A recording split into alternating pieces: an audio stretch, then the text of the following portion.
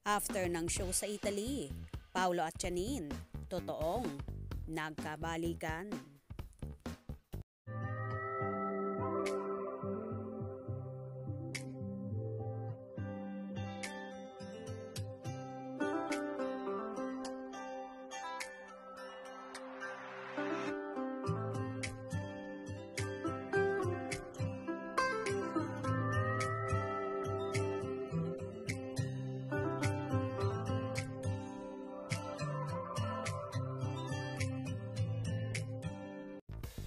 Kumakalat nga ang chismis na hiwalay na ang magkasintahang sina Janine Gutierrez at Paolo Avellino or mas kilala sa tawag na Paunin Tandem. Naibulalas nga ng isang writer na si Amber Nabus na totoong nagkalabuan ang Paunin. At after nga ng naging show ni na Paolo Avellino sa Milan, Italy ay nagkabalikan nga ang dalawa. Pero sa pagbabalikan nilang yon ay naging usapan daw ng dalawa na bawal kalkalin ang kung ano-ano pang issue. Respetohan sa kani-kanilang trabaho at napagkasunduan nila ang setup na sila na lang ang nagkakaintindihan.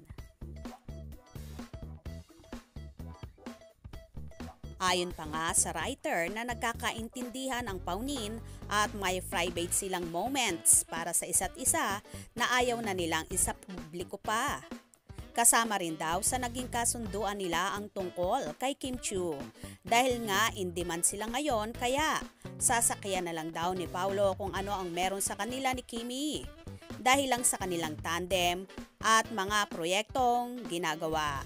Lalo na ang second series nilang What's Wrong with Secretary Kim kung saan rom-com ang tema at talagang may romantic na magaganap. Nag-agree naman si Janine sa ganitong setup ni Paolo para mapangalagaan din nila pareho ang kani-kanilang karera at mga proyekto.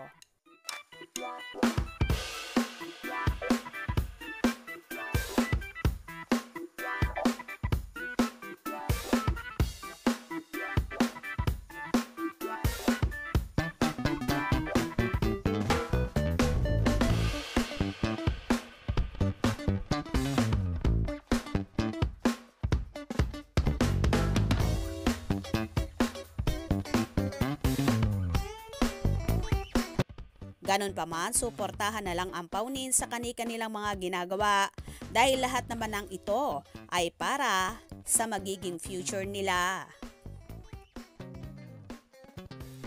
Kaya naman tumutok at wag na wag pahuhuli sa mga maiinit na kaganapan, especially sa Paunin updates. Mga ka-scoop, anong inyong magiging reaction sa bidyong ito?